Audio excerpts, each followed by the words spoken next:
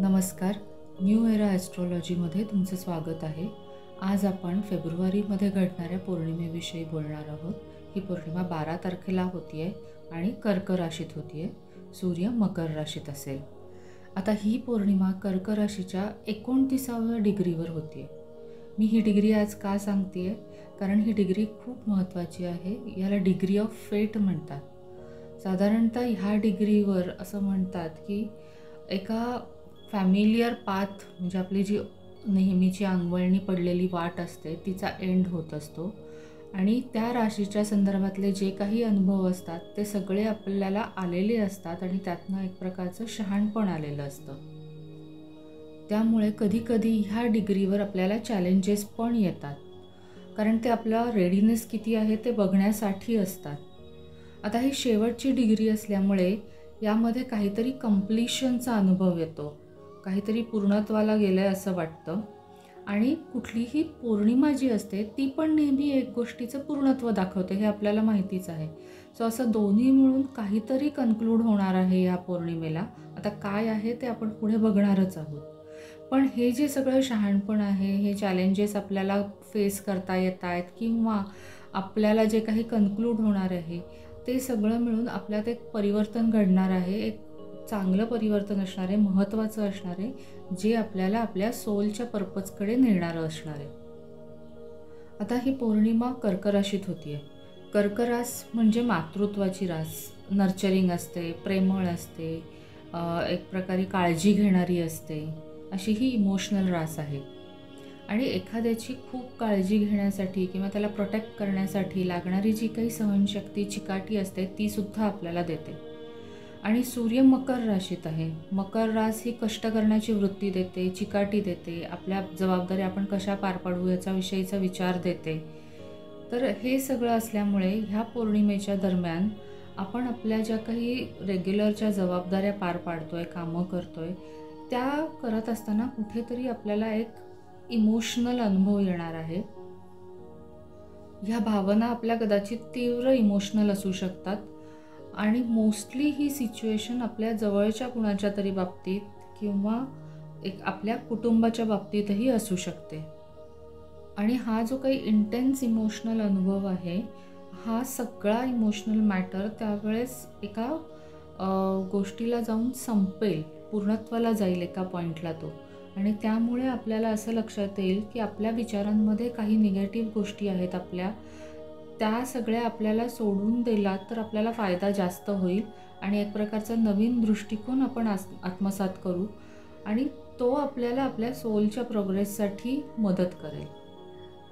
या दरम्यान कायरॉन पण सूर्याबरोबर चांगल्या ॲस्पेक्टमध्ये आहे, त्यामुळे आपल्याला ओव्हरऑल इनर हिलिंगमध्ये त्याची खूप मदत होईल. आणि आता ही पौर्णिमा झाली की चंद्र लगेच सिंह राशीत आणि सूर्य कुंभ राशीत जाईल. त्यामुळे एक सेल्फ एक्सप्रेशन, क्रिएटिव्हिटी किंवा एखादा क्रिएटिव्ह प्रोजेक्ट ह्या सगळ्या एरियामध्ये एक नवीन पॉझिटिव्ह सायकल सुरू होईल. पण युरेनस हा सन, मून आणि मर्क्युरी म्हणजे सूर्य, चंद्र आणि बुध या सगळ्यांना स्क्वेअर ॲस्पेक्ट करतोय. तुम्हाला जर काही ॲस्पेक्ट समजत नसतील किंवा मी काय बोलते आहे ते समजायला अवघड जात असेल तर मी काही शॉर्ट रील्स तयार केलेले आहेत, अगदी सोप्या भाषेत केलेले आहेत, ज्याच्यामध्ये हे ॲस्पेक्ट समजावून सांगितले आहेत. तर त्यामुळे तुम्हाला हे न्यू मून, फुल मूनचे व्हिडिओ आणि इतर व्हिडिओ समजायला पण खूप मदत होईल. त्यामुळे तुम्ही नक्की बघा. ते अगदी शॉर्ट्स आहेत, 30 सेकंद 40 सेकंदाचे आहेत.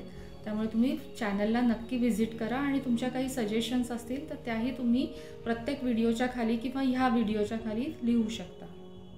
युरेनस हा मेष राशीत आहे, त्यामुळे त्याचा अर्थ असा होतो की पौर्णिमेच्या दरम्यान आपल्याला असं वाटत राहील की आपलं स्वतःचं स्वतंत्र अस्तित्व सिद्ध करावं, आपली अभिरुची जी काही आहे ती व्यक्त करावी, म्हणजे इंडिव्हिज्युअलिटी आपल्याला व्यक्त करता यावी असं आपल्याला अगदी ठामपणे वाटेल. आणि त्यासाठी आपण सडनली काहीतरी वेगळं करू, थोडंसं रिबेलियस वागू किंवा काहीतरी वेगळं करावंसं वाटेल, काहीतरी इनोव्हेटिव्ह नवीन काहीतरी करावंसं वाटेल. म्हणजे ह्या पौर्णिमेच्या दरम्यान जी काही इमोशनल सिच्युएशन असेल त्यामध्ये युरेनस आपल्याला सडनली एखादी इन्साईट किंवा एक नवीन दृष्टिकोन देईल, ज्याच्यामुळे आपण सगळ्या जगाकडे किंवा त्या सगळ्या सिच्युएशनकडे वेगळ्या दृष्टीने बघू शकू. आणि ओव्हरऑल आपण भावनिकदृष्ट्या अलिप्त होऊ, इमोशनल इंडिपेंडन्स ज्याला म्हणतात ते आपल्याला येईल. आणि युरॅनस जेव्हा सनला स्क्वेअर करतो तेव्हा आपल्याला ओव्हरऑल जे काही आपण वागत आलो आहेत आत्तापर्यंत त्या सगळ्या गोष्टी मोडून काढाव्याशा वाटतात. त्यासाठी आपण आपल्या वरिष्ठांना, सिनियर्सना चॅलेंज पण करू शकू. आणि मोस्टली हे सगळं होम फ्रंटवर होईल असं वाटतं आहे. आणि दुसरा ॲस्पेक्ट असा आहे की जागतिक किंवा सामाजिक असं लेवल म्हटली तर युरॅनस हा टेक्नॉलॉजी आणि विमान प्रवास दर्शवतो.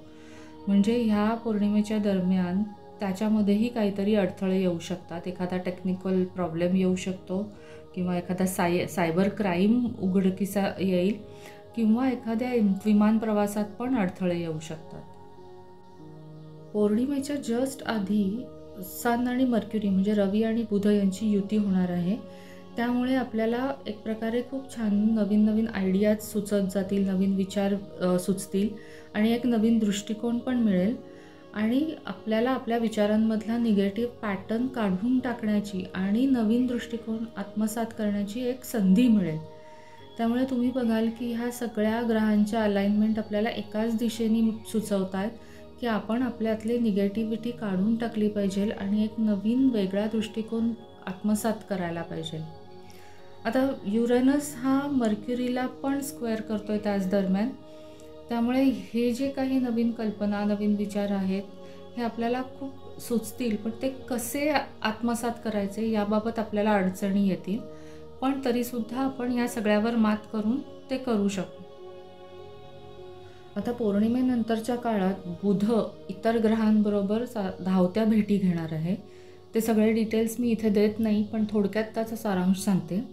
ह्या काळात आपल्याला नवीन आयडियाज तर सुचणारच आहेत आणि आपण ह्या आयडियाज आपल्या नवीन बिझनेस प्लॅन पण त्याचा बनवू शकतो आणि तो आपल्या फ्रेंड्स किंवा ग्रुप्स किंवा प्रोजेक्ट्स किंवा नातेवाईक यांच्याबरोबर डिस्कस करू शकतो. पण ह्या आयडियाज आपण दुसऱ्यांना समजावून सांगताना किंवा त्या प्रेझेंट करताना आपल्याला काहीतरी अडचणी येऊ शकतात. तसंच आपण जर का काही प्रॉमिसेस दिले असतील तर ते पाळताना पण आपल्याला अडचणी येतील. मार्स हा शनीबरोबर ट्राईन ॲस्पेक्टमध्ये आहे, चांगला ॲस्पेक्ट आहे. त्यामुळे ह्या ज्या काही आयडियाज समजून घेताना किंवा समजावून सांगताना एक अडचणी येणार आहेत त्या आपण एक सेल्फ डिसिप्लिन आणून त्याच्यावर आपण मात करू शकतो. तसंच ह्या आयडियाज कदाचित एखाद्या सामाजिक उपक्रमाविषयी असतील, राजकारणाविषयी असतील किंवा टेक्नॉलॉजी रिलेटेड असतील आणि त्या आपण एखाद्या विशिष्ट ग्रुपमध्ये डिस्कस करू शकतो. मागील काही व्हिडिओंपासून आपण मीन राशीमधील राहू आणि नेपच्यून यांच्या युतीविषयी बोलत आहोत. तरीही नवीन व्ह्युअर्ससाठी मी ते पुन्हा इथे सांगते कारण ही युती अजूनही प्रभावी आहे. तर ह्या दरम्यान आपला कल साधारणतः स्पिरिच्युअलिटीकडे, इमोशनल होण्याकडे जास्त असेल. आपल्याला दुसऱ्याबद्दल पटकन सहानुभूती वाटेल, त्यांची दया येईल. फक्त ह्या दरम्यान आपण 2 गोष्टींची काळजी घेतली पाहिजे, जागरूक राहिलं पाहिजे.